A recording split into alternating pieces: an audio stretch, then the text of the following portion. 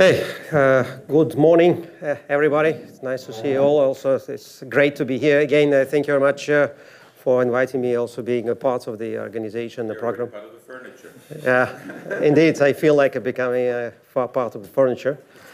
And I see reason to come next time, of course, that's always good. As everyone, I believe that I'm very much intrigued by these new opportunities that Altermagnets open to us. And also I try to figure out what they, actually, one of the goals of this workshop is to figure out for myself what they actually are. So then, at the very beginning, I would like to make a disclaimer also that I will show a lot of results. Basically, I will refer mainly to works of someone else, trying to figure out what has been done and what are the next challenges in this field. And as you could show here that, as you could see here, that I would like to talk about magneto-optics and opto-magnetism. Compared to the title I put in the program, I add here word alter. So originally it was magneto-optics and opto-magnetism and altermagnets, but I thought, why don't we call them alter-magneto-optics and opto-magnetism? And also, this is, of course, new area.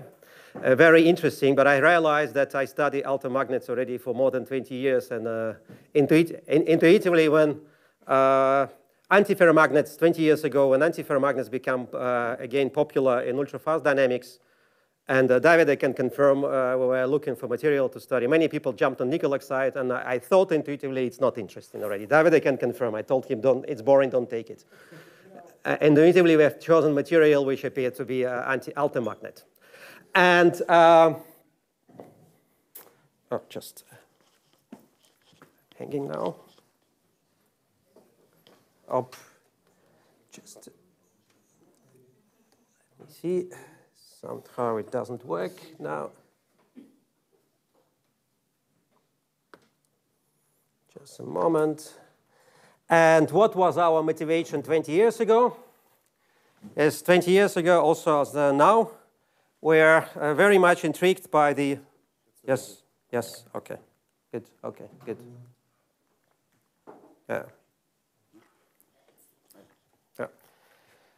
We're intrigued by the opportunities that antiferromagnets in principle can offer to us. That, as you know, that nowadays data storage is mainly based on ferromagnets. And ferromagnets, we can write magnetic information, we can write magnetic bits.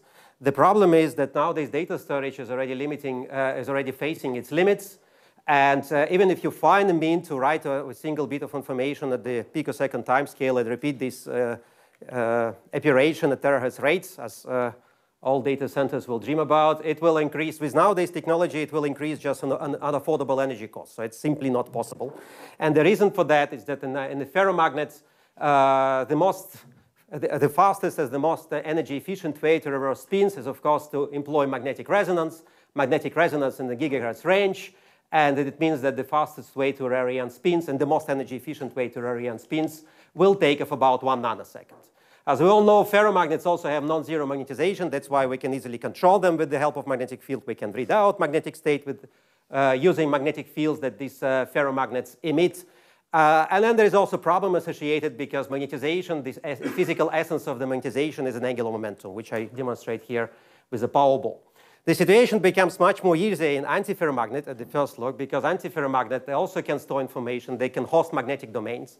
You can switch potentially, so say in theory, you can switch from one domain to another at the frequency of antiferromagnetic resonance, which is a terahertz range. So it means that potentially we have the route which is 1,000 times faster, the route from one bit state to another bit state is the route 1,000 times faster.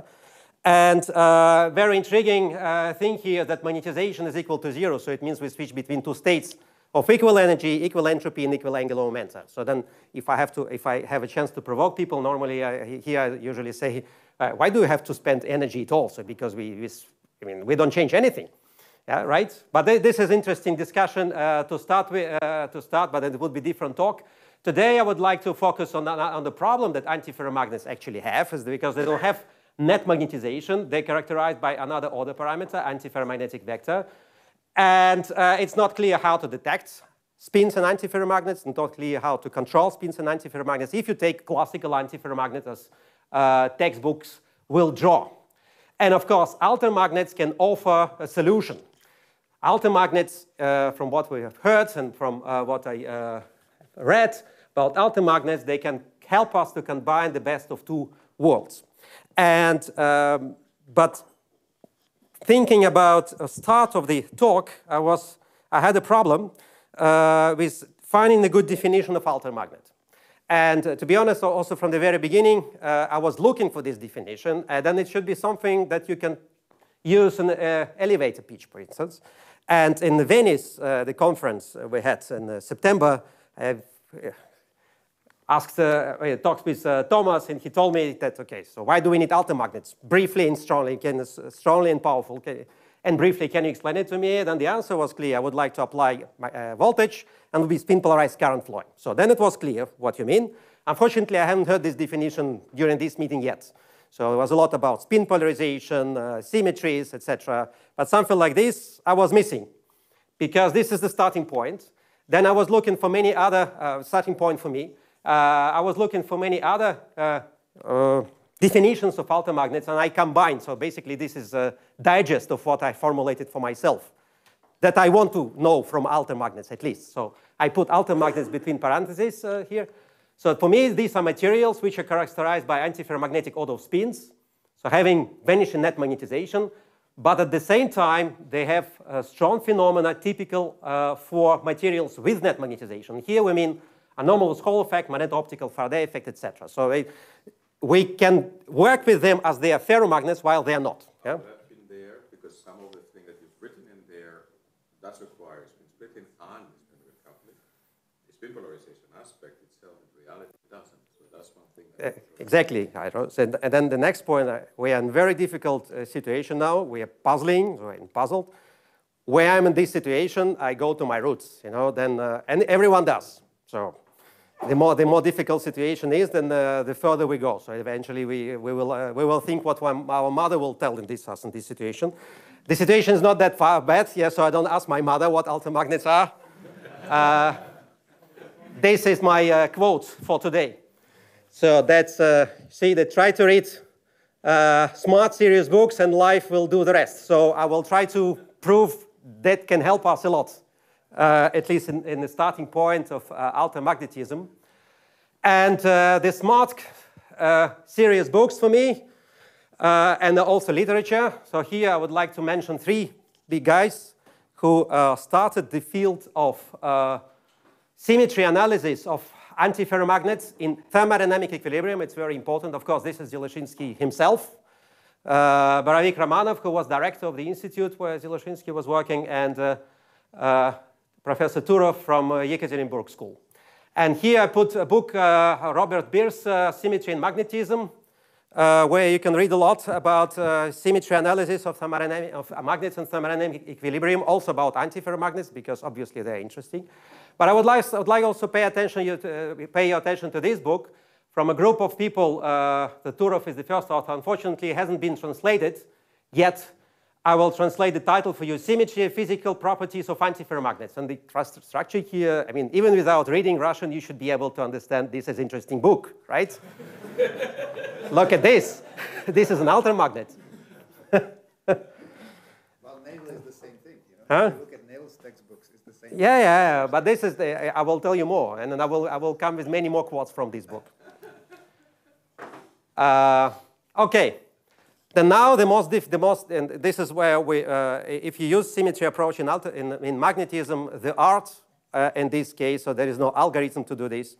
It's really art of physicists is to formulate what do you want to look at. Yeah? Here, I come with the hypothesis that if an antiferromagnet possesses phenomena typical of materials with net magnetization, its symmetry must allow ML term in thermodynamic potential. So this is no splitting, because I would like to stay in symmetry language. I would like to follow the ideology of developed by Landau school. In my talk, I would like to show you a number of examples. All of these examples are altermagnets, and I think in all of these cases, this statement works. So then ML term means that if there is such a term in thermodynamic potential, So then it means you can write an equivalence between magnetization and antiferromagnetic vector, and it doesn't mean that this is weak ferromagnet.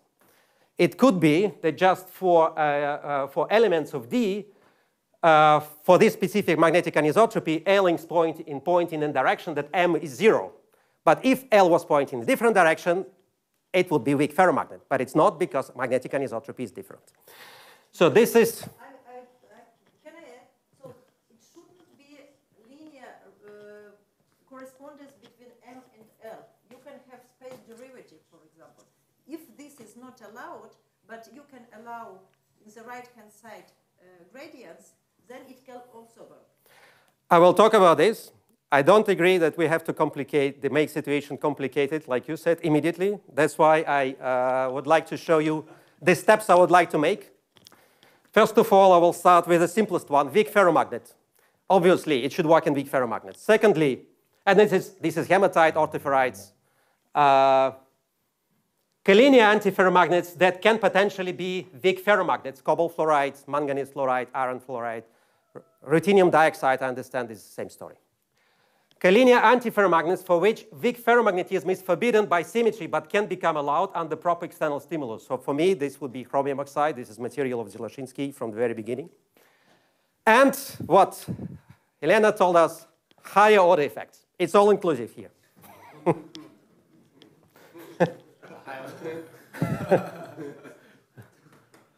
Okay, so let's start with weak ferromagnets.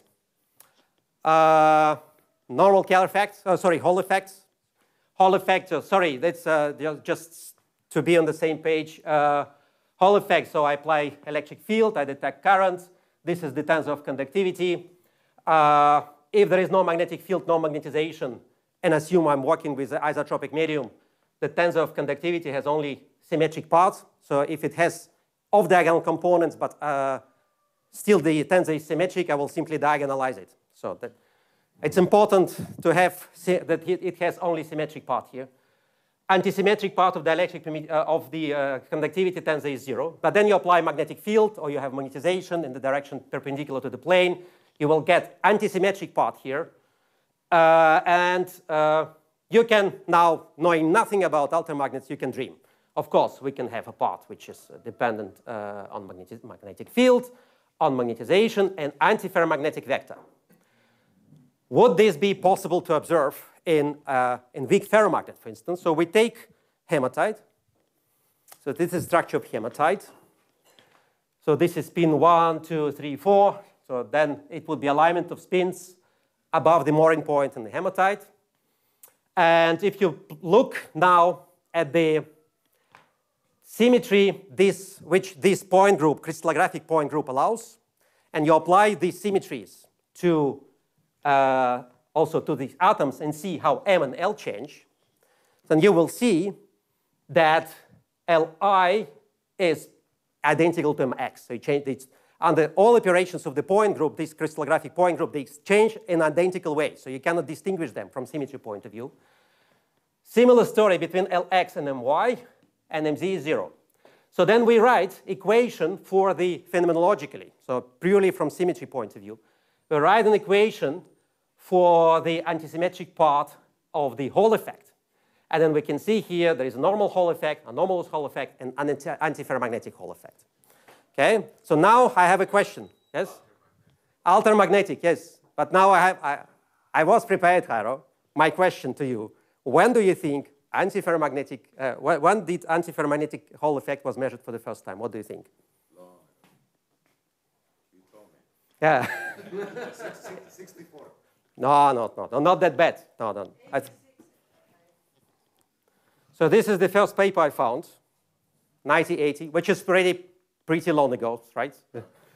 Hall effect in hematite, single crystal at Morin transition. What they did, they were very much intrigued by this opportunity to observe antiferromagnetic Hall effect. And they want to prove it, exactly as you, that this effect is indeed proportional to L. So what they did, they applied magnetic field. So this is magnetic field in Kellerstedt. So it is roughly above 1 Tesla. And the principle is very simple. These two terms will scale linearly with the field, and this term not. So what they observed a part with saturation, while in theory, for these two terms, you will expect different field dependence. And this was, from at least what I've found, the very first claim of antiferromagnetic Hall effect in hematite. I read the index, is it rho ZX? It's a non-diagonal term. It's a left panel. It's a rho ZX? XZ. Here? Yeah, rho ZX. ZX, rho ZX, yes. ZX, XZ, yes. Yes, yeah. Good. So that was the people thought in this direction already. Again, here I would like to make a disclaimer. I really like what happens here at this workshop. We are thinking about it. About that. I don't say that everything has been done. Because also, in theory, symmetry can predict that this effect should exist, and symmetry analysis cannot tell you anything how strong it is, if it's there or not. Well, basically, everything related to quantity cannot be predicted by symmetry analysis. But you can also, symmetry analysis is good because then it helped me many times when theoreticians tried to offer me higher order effects. I said, there is the low order effects, you know. I don't understand. I mean, there is a magnetization along y direction. Yes. What is surprise here? Magnetization along y directions. The surprise, I mean, both these effects should be allowed. Yeah, so it's allowed. Yes, and then people knew this. They both them must be allowed. And they wanted to know if it's antiferromagnetic Hall effect or anomalous Hall effect. The answer for this question is to measure field dependence, because this term will scale differently with the field. Yes, than this one. Yes, and then they found saturation. So it's due to my. No, Lx. And why does it nearly? I mean, and why behaves like this? Exactly. So You see? Yeah. So my does that, and that's why you have rho ZX. Hmm? And y is a magnetization. No, look. Rho ZX. So I mean, I will show one more result. This is not my result, first of all. Yeah. So that's, and then they claim that they did in the paper that measuring field dependence and how they claim. Maybe it's better to refer to read the paper, right? But the way they did it, they look at the field dependencies, and based on this, they made a claim that this is antiferromagnetic Hall effect. Okay. But it's which phase, above or below? Above. Yes. Yeah. Can I have just a quick question on this? You mentioned that my can be written in terms of Lx. Yes. But is this expression of sigma xc unique? Because you can also write this tensor all in terms of my or all in terms of Lx, because Exactly. Lx and my are They are interchangeable. yes, exactly as I said. In symmetry, they're interchangeable. Yeah. Symmetry-wise, you cannot distinguish if it's MR and Y and LX. But The point is that y depends on the magnetic field, and Lx does not. Yeah, exactly. But isn't that if you increase my, does it also imply that increase of Lx? no, because the angle is small. I don't know. There's this linear relation between them, so I'm He referring to. omitted h in his, so my is proportional. Yeah, that's here also H indeed. Yes. Ah, Yeah. So then, as I said, it would be more fair to refer to this paper than see whether they proof was sufficient enough or not. But I just. It's translated, I hope. Yeah? I mean, yeah, sure. As you can see, this you can find in English. But the goal of my talk was today to talk about magneto-optics. So what is the difference between Faraday effect and Hall effect? There's not so much difference, fortunately. Just instead of current, I will use vector of electric displacement. Instead of conductivity, I will use dielectric permittivity.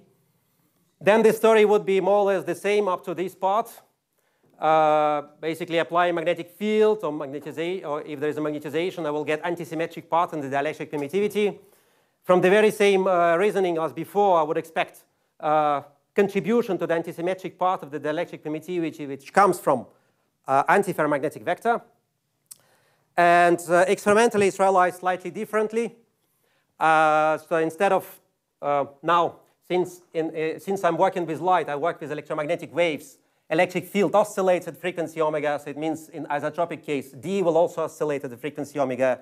If I have off-diagonal components here, antisymmetric components, which must be imaginary, by the way, if we accept a non-dissipative approximation, then of course there would be sort of Hall effect or Lorentz force acting on the electrons, and then the motion would be slightly elliptical. And this motion can be described by two circularly polarized waves. And it's exactly how people look at the Faraday effect. They send linearly polarized light. Linearly polarized light is seen as a superposition of two circularly polarized waves. If you diagonalize this tensor, then you will find for these two circularly polarized waves, we have different refraction coefficients. So it means they will propagate with different speed through the sample. At the end, if you make superposition of these waves here, you will see the polarization of light rotators. So basically, it's in few sentences, physics of the Faraday effect. But just remember, if you look at the diagonal, at the antisymmetric part of the electric permittivity, you know what Faraday effect is. And the first example here is orthoferrite. So next year, so 1981, Professor Pisarev, Professor Khrushchevtsov from the Univ Institute, and they even called it anti-ferromagnetic and ferromagnetic Faraday effect in yttrium orthoferrite. Also very much intrigued by this term in the antisymmetric part of the dielectric permittivity, followed the very same approach, applied magnetic field. So in this case, 2 Tesla. And again, so this is something what they expect for magnetization, which should scale linearly with the magnetic field. And this is what they measured. The slope is 6 times smaller. And based on this finding, they claim that the existence of antiferromagnetic Faraday effect, however, presupposes the existence of non-equivalent magnetic sublattices, since the antiferromagnetic component of the Faraday effect vanishes in the equivalent sublattices. So the people were thinking in this direction already. And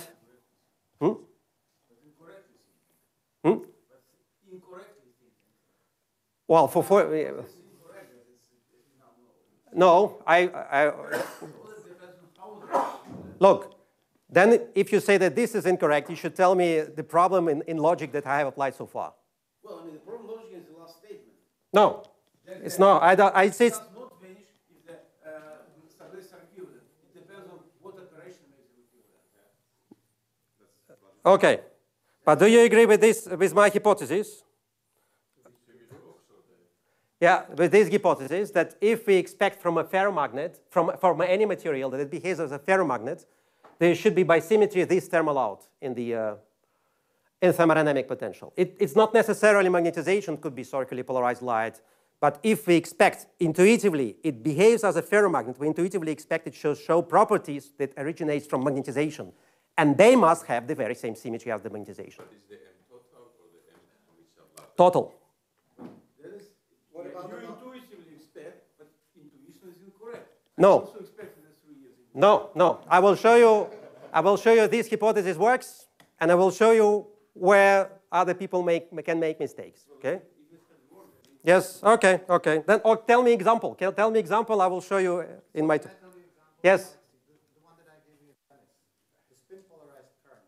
You apply electrical bias and you get spin polarized current, and there is 0 magnetization. That's the example. It behaves exactly as a ferromagnet. Yes, but you apply bias. Yup. Here you apply electric field as well in a normal solid effect. We apply Exactly. So then I will show these effects. Okay. So but then look, if you measure Faraday effect, it means that right and left hand circularly polarized states not equivalent, and that means that something in the material exists that has symmetry of magnetization. It's not magnetization, but it allows. This term is allowed. That's what I want to say. No. I don't. No. Listen. Don't. I mean, I want to stay in the language of symmetries. But this is a symmetry. No. I don't understand what ML. This have. But you're seeking is it has a pseudo-vector. Whatever vector. Pseudo-vector, Yeah. you want magnetization to be a pseudo-vector, but it's not the only one that you can use. I will show you. Okay. Let me give you another example. Cobalt fluoride. Okay. Collinear spins. Right.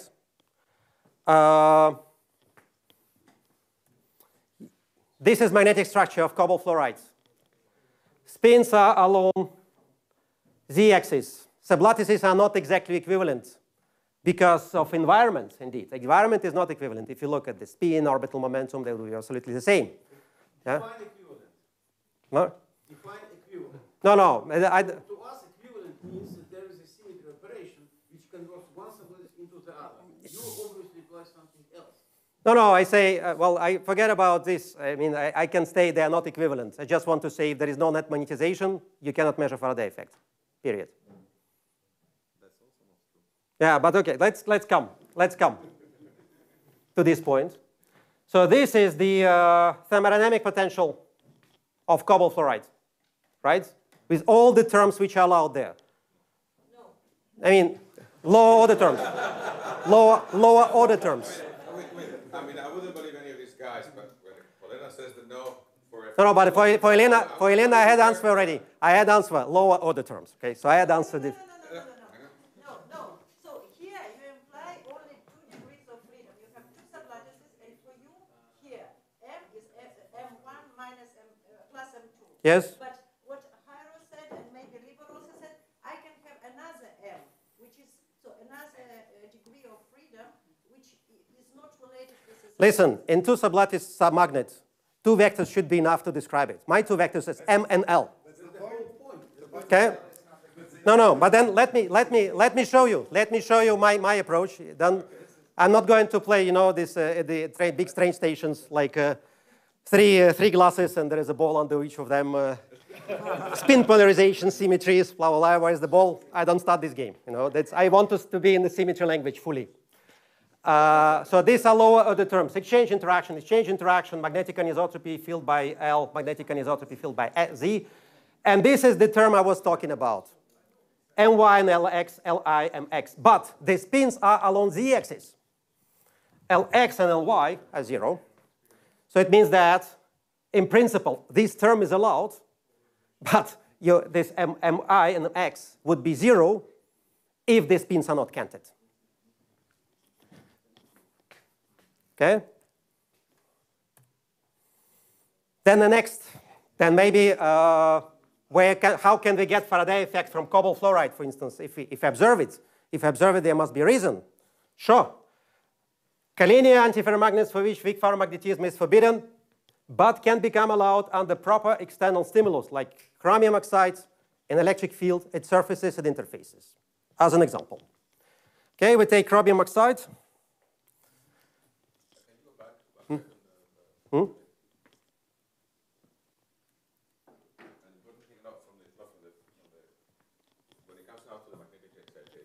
Yes. Looking at, we've shown that in some of these materials, we have this splitting of the helicity and spins in particular directions. Yes. How would you get that? And those are calculations. I don't know. Calculations mapped to directly. That's the goal. No, but in your terminology, yes. you should be able to then be able to capture that. Interesting And question. If you don't capture Yes. it, that means you're not having enough terms. No.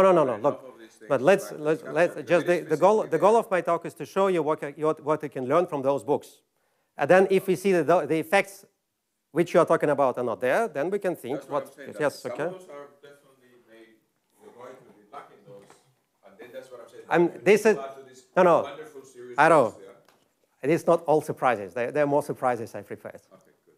Chromium antimonide, just for instance, yeah? And that's all from the book. Okay, so chromium oxides, the simplest case, oldest case. So this is arrangement of spins.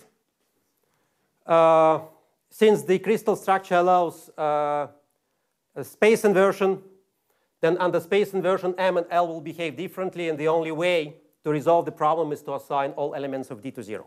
So it's all null. But if you apply electric field along the axis, of course, the situation will be different because you break space inversion. And this is not the first paper about magneto-optics and chromium oxide, but I found the graph is most, it's very good quality of the experimental data, and also it was done on films of chromium oxides by Christian Binek, who does an impressive job already working with this material for more than 20 years, I think. For the first time I saw his talk in Duisburg in 2004. So that's his work. He applied voltage. He measured Faraday effect, and you see this Faraday effect induced by the electric field applied perpendicularly vanishes at the Néel temperature. Okay, and what about other excitations that can break a specific symmetry operation that forbids ML term and thermodynamic potential? There are many. Actually, if you talk about ultra-fast magnetism, that inspires me in particular a lot. Everything what we know about antiferromagnets is valid for thermodynamic equilibrium. In particular, this statement that it has no net magnetization. If you bring antiferromagnet out of thermodynamic equilibrium, it would be different material. Net magnetization can be non-zero. Net magnetization could be non-zero if you, for instance, excite a coherent wave, phononic wave, magnonic wave. For instance, translational symmetry, something that destroys altermagnetism. Why don't you launch phononic wave or magnonic wave at the edge of the Brillouin zone? Then translation, yes? And if you simply apply magnetic field? It will, well, magnetic field in square can help. Magnetic field in square can help in higher orders. No, but just I know that for the cases I will show, but maybe it's not only. So that I said So you apply magnetic field, you induce damping. Exactly. That's true. That's true. Totally. Yes. Then you better apply magnetic field perpendicular to it. Yeah. So what I wanted to say is that using this concept of ultra-fast magnetism, you can you can break translational symmetry, which you cannot do using normal, say, conventional stimuli. But launching coherent excitation in the lattice or in the spin system, you can, for instance. It's possible, yes. That's true. You enter this canted phase. High order effect. Yes. Chromium antimonide doesn't allow ML terms in thermodynamic potential. That could be one of the examples. What would be in this case? But chromium antimonide allows this term in thermodynamic potential. Okay?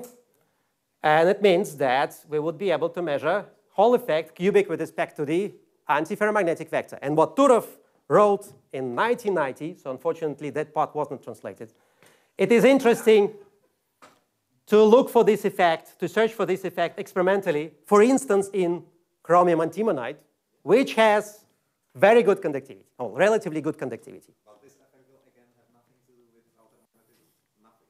No, that's true. But then again, I would like to refer to the thing I like about altermagnets. I want to detect them. I want to control them. Call them as you like, you know, afterwards, because we need effect. Name is in it, doesn't matter. Yes. The physics. Physics and the effect matters. So I'm focused on the effect. I want to know how to control them. I want to know how to detect them. Cobalt fluoride. Indeed, these are not all terms that I put here. There are many more terms.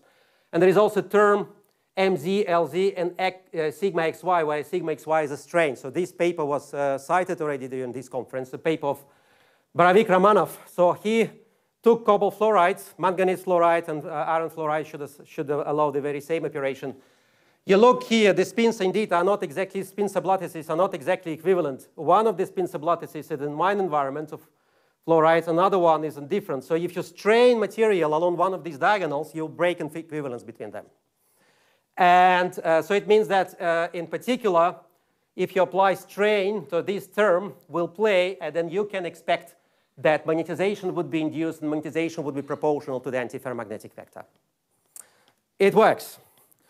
So people could measure with devices already that were available in the 60s, magnetization from cobalt fluoride. And inspired by this, we studied, since we do time-resolved measurements, we wanted to figure out whether we can obtain this effect ultra-fast. I don't say that magnetization has spin origin, most likely it has orbital, nobody knows which or what is the origin of it. Yuri now can probably explain if it is orbital or not. So what we did, we pumped this material with short femtosecond laser pulse. We detected polarization rotation. We observed some oscillations at the frequency of phonon. The very annoying thing for experimentalists when you watch with altermagnets or whatever antiferromagnets of low symmetry, they have very low symmetry. Yeah, this is the problem. A circularly polarized light is not eigenstate in this material, so it simply doesn't propagate. It will be destroyed. It's a tough job to figure out, to prove that what the polarization rotation that you observe is really from antisymmetric part of the dielectric permittivity, not from the symmetric one. One of the approaches is to rotate polarization of incoming light, and if you observe polarization independent contribution, you can claim that this is antisymmetric part of the dielectric permittivity. However, I must be fair here. We had a tough time with referees to pass even to PhysRevB with this paper, they didn't believe us that this is a Faraday effect.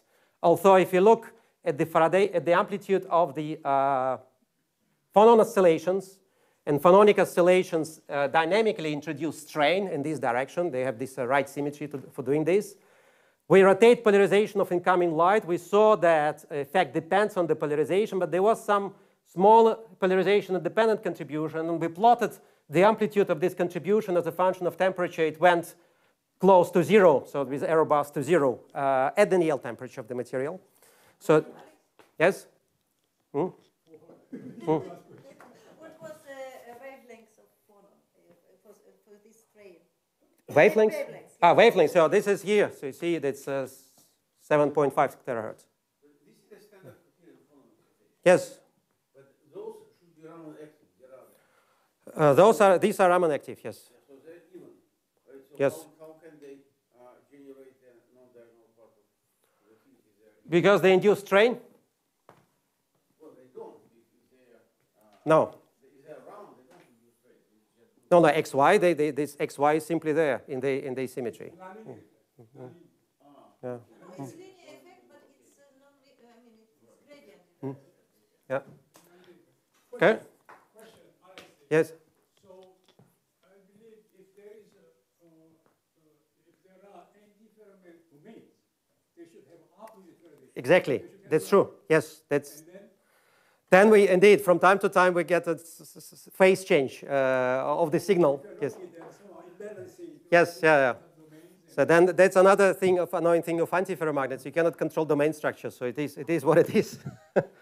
So easily control, of course, there are means. They easily control. But then this setup, indeed, we observe from time to time phase change,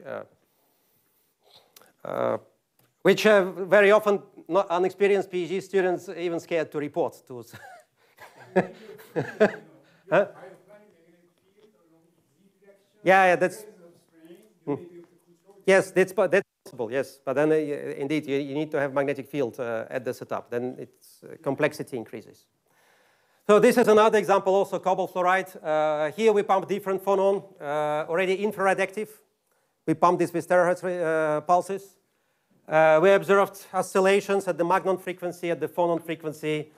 And again, and then we plotted amplitude of phonon as a function of the incoming polarization. You could see that there is a strong polarization-dependent contribution, which we assign. I mean, we are not surprised by this because then it can, if phonon can result in one or another way to this strain, this type of strain, it become allowed in the Faraday effect. Also, a group of Andrea Cavalieri employed this effect in their research. And the question related to visualization of antiferromagnetic domains. So here it was a side effect when we were working with dysprosium orthoferrite, which has a different magnetic structure. Below the mooring point, it's pure antiferromagnet, has no weak magnetic moment. But due to the very same effect, we were able to visualize antiferromagnetic. I mean, we were able to see contrast in the microscope below the mooring point where magnetization is 0. And we think it came because of the fact that we had unconsciously, we glued sample and cooled the sample down. It was a strain in this direction. Okay. But it's well-known effect. So here, see the group from Kharkov, Hashenko, Ignatchenko, they employ this effect also for visualization of domains in this material. And another higher order effect in cobalt fluoride that instead of strain, you can use square of magnetic field or square of electric field. And these are the effects that Yuri was talking yesterday. This photomagnetic effect, for instance, would be also square proportional to the square of electric field. And then here they also found Faraday effect originating from the antisymmetric part of the dielectric permittivity.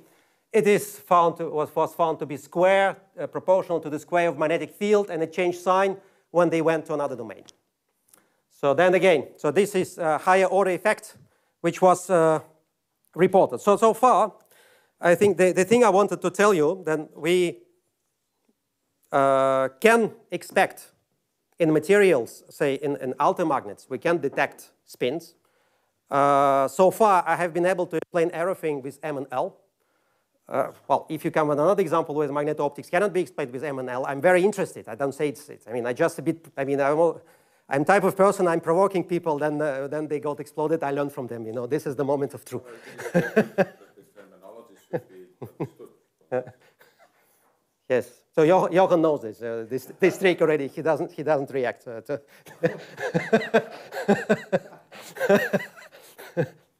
So sorry, that's no, but it's a very efficient way to learn. So then people, they're really open, and then they want to prove you. Okay, then you're learning. That's I like to learn, and I like to be wrong also. Then because it's a starting point to learn something. Yeah, exactly. Okay, so next thing, how to control. So here, this is something that we are working now. We try to understand how to control spins. You can employ altermagnetic fields for that. Opto-altermagnetic, so to say, fields for that. This symmetry approach simply can tell you that this field is there. It cannot tell you how strong it is. Yeah. And in fact, when I was preparing the talk, I went through all our results over the 20 years, the last 20 years, and I realized actually that's a good question. I don't know how strong this field is. It would be interesting to figure out. And how we actually now use the very same approach to figure out how we can control spins in antiferromagnets. So we start with the first law of thermodynamics. Internal energy, work performed on the system, and heat transferred to the system. If you work in non-dissipative approximation, forget about heat. It's only energy performed on the system which is important. Then we write this energy, as thermodynamics tells us to write electric field and differential of the vector of electrical displacement induced by this electric field. Then always a joke that I do when I give lecture. So then, of course, the electric displacement induced by electric field should be function of electric fields. What is this function? You know, there are only two options, linear and nonlinear. So let's take linear function. So then it means we stay in linear optical approximation. Then you take linear function, you will get expression for the work performed on the system, and this would be quadratic with respect to electric field of light. And then we use simply, we write this expression for internal energy. We remember there is this epsilon, there is a symmetric and antisymmetric part. Antisymmetric is also potentially altermagnetic. And we take, if you want to understand how this field of electric field of light acts on spins and antiferromagnets, you take derivative of the internal energy with respect to antiferromagnetic vector, you will get sort of effective magnetic field that acts exclusively on antiferromagnetic vector. I don't know what the nature of this field is, but it just breaks the degeneracy between antiferromagnetic vector up and antiferromagnetic vector down. And then that means that we will get two terms. One is trivial one, because it will be allowed in absolutely in every antiferromagnet. And this one is potentially interesting because this is something we would expect from altermagnetic material or from a material where thermodynamic potential by symmetry can contain M and L. So let's look at the effects on antiferromagnets, effects of spins, of light on spins and antiferromagnets induced by circularly polarized light. So this is one of the first works where we saw the effect of circularly polarized light on dysprosium holosephyrites. That's, as we heard, it can be, it fits classification of altermagnetism in principle. And here we have a problem. Because, of course, we can calculate these fields, which acts on antiferromagnetic vector, but you can also calculate these fields, yeah, which acts on the magnetization. Which one is stronger? Actually, I can tell you, I don't know, honestly. From the data we observed so far, I have no idea which one is stronger. We can excite both modes, quasi-antiferromagnetic mode, quasi-ferromagnetic mode in this material. But since also material is birefringent, so circularly polarized state doesn't propagate that well through this material. It's a mess what you would observe at the end. So then we can excite modes, but I cannot tell you if we excite this one or this one. And if I talk to, for instance, Professor Ivanov, he tells me, why do you care at all? I mean, it's just you excite him, that's it. But I'm still interested. Yeah. I'm still interested. Maybe with the help of calculations that Lever is doing, we will be able to answer this. Also different demonstration. It's from the group of Andrea Cavalieri. He performed similar experiments, but he pumped in the mid-infrared spectral range. He pumped phononic excitations, and he could also excite resonances, spin resonances. We could prove that this effect in principle originate from antisymmetric part of the dielectric permittivity. But also here, we cannot say exactly if it is something that acts on M or something that acts on L. It still remains a question. We could say, we could exclude one of the effects here. In iron borate, for instance, with Alexandra Kalashnikova. So when we performed experiments, when light propagates perpendicular to L and M vector, we could excite oscillations, but they were not sensitive to the polarization of light, to the helicity of light. Then we repeat the experiments, sending light along the antiferromagnetic vector. We could see that we could see this helicity dependence. The phase of the oscillations is flipped over 180 degrees. The problem is that even if you generate H small in this configuration, it will be parallel to L, so it doesn't work. But simply H large here is already gives you a large effect. So then it's something that bothers me in iron borate, but there are also reports that intrigues me a lot. So this is a recent paper for a group from Harvard, a very large group of people. What they did, so it's a very interesting approach. They took two-dimensional magnets, flakes of it, and they stacked it such that it resembles magnetic structure of chromium oxide. And then what they did, they heat it up, then they cooled this down under optical excitation, and they measured circular dichroism. And what they could see, if they pump with right-handed circularly polarized light, something builds up there, which has a symmetry of Faraday effect, and it starts to build up below the critical temperature. If they change helicity, it goes in the opposite direction. If they change wavelength, they could change sign of the effect. Well, they explain it as a axion optical induction of antiferromagnetic order. So this is another area that I don't want to enter. So that I first would like to understand it from symmetry point of view. There is something wrong with the symmetries. Most likely efficient electric field applied, or because it's all interfaces, then they're all not equivalent. Because from structure with zero magnetization like this, I don't expect dichroism, and I don't expect optomagnetic fields. But if upper and lower level are not equivalent, and they write about it, talking about axions, it can become allowed. But this is a very interesting paper, just online. It hasn't been even published on paper, but online it's appeared, and people claim interesting effects, very relevant to Altermagnets. Very much interested to talk to the first author, and then he will be in. This is the advertisement of the Gordon conference in July, so the guy must be there. So we responded in time and got him to Switzerland, so we will know. Or he will teach us, or he will, right? He will teach us something new.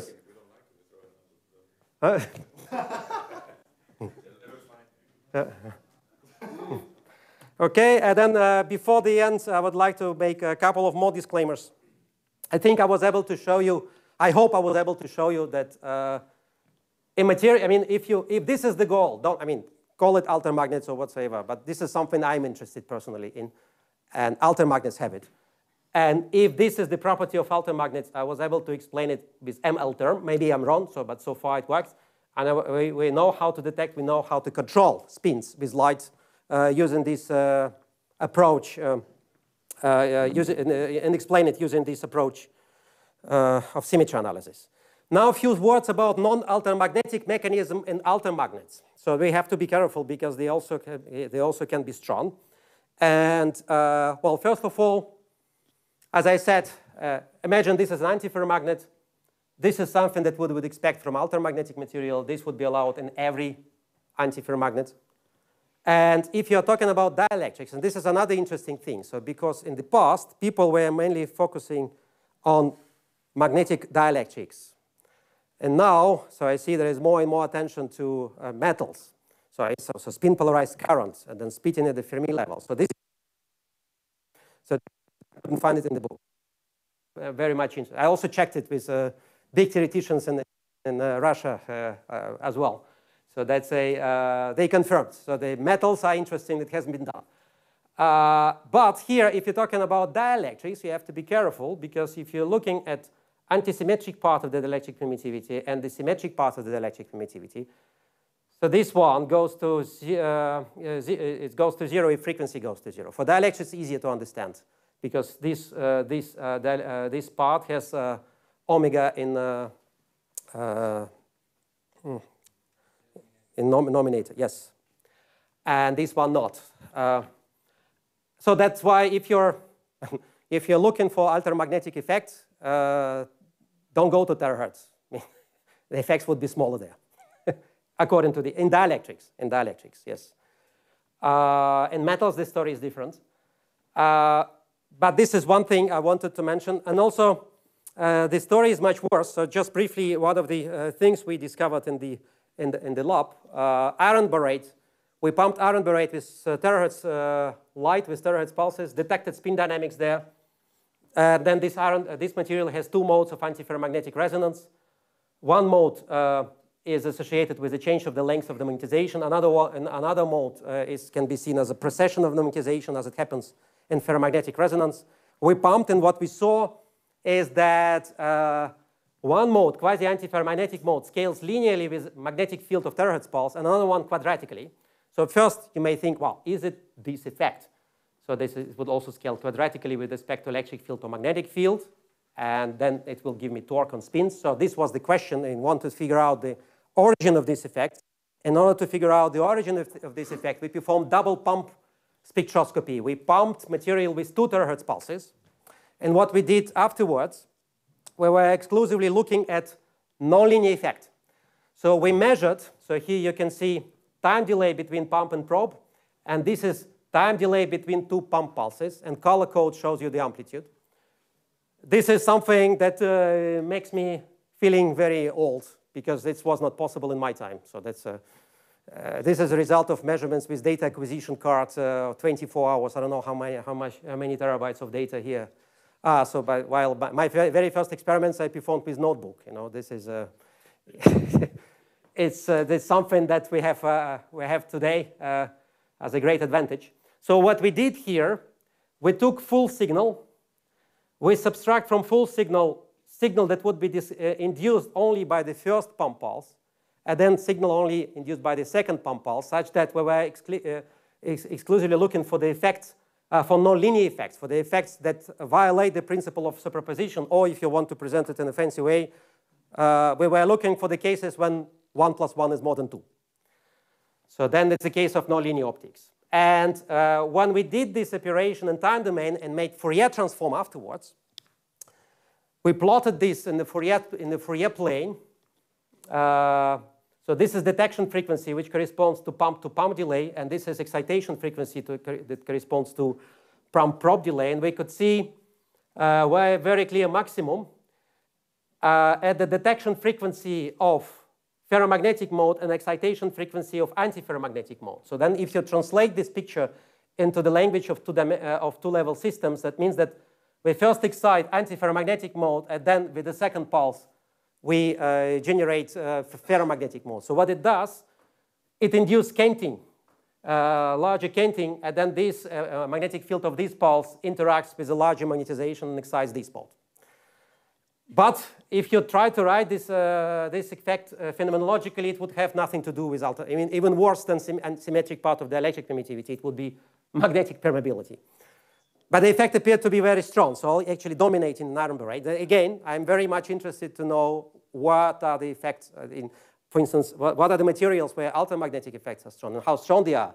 In this respect, I was very much intrigued by poster and a talk of from group of Yuri yesterday. Do you have non-reciprocity in this, or it's simply because if I look at the figures of this plus and minus frequency, the peaks are so no, that's true. So then, to be honest, there is explanation for this. It's an artifact of data acquisition. So that's we identify this, but I have to check it. Just one last effect one last thing I wanted to say, that I'm not really happy, so to say, that because when people say relativistic effect, non-relativistic effect, because if you talk about exchange interaction, for me, exchange interaction is something isotropic. So, and also not for me, also for the people coming from the symmetry analysis, when they call exchange interaction is isotropic, sorry. And if you're talking about anisotropic effects, then they wouldn't call it exchange. And it's just in between relativistic and exchange. But it's, call it as you like. I don't care. But this is one of the examples showing that in material which is not an altermagnet at all, it's very symmetric, you can get magneto-optical effects which are fully driven by the exchange interaction. And let me skip it. So these are the main statements I want to bring for the discussion. I think that at least describing magneto-optics and opto-magnetism, it's enough to look at the ML term. But so far it worked. This term can be induced by external stimuli. A lot has been done on dielectrics and detection of spins and altermagnets. I couldn't find that many things on magneto-optics on metals. Strength and potential of inverse altermagnetic fields is an interesting and open question. Higher order effects and non-altermagnetic mechanism cannot be ignored. They are strong. And this is something I didn't have time for, but it's also not important that relativistic, non-relativistic can result in some confusion. And at the end, I really want to thank the whole group here that are responsible for training and challenging my intuition. So of course, that's and also for the fact that I had time to read the book. And also would like to thank Professor Ivanov and Professor Zvezdin for actually what I did. Now I got the questions from these guys and came to these guys and they explained me that, okay, look at them L terms. So I'm only the messenger. So I'm telling you honestly. Thank you very much for your attention.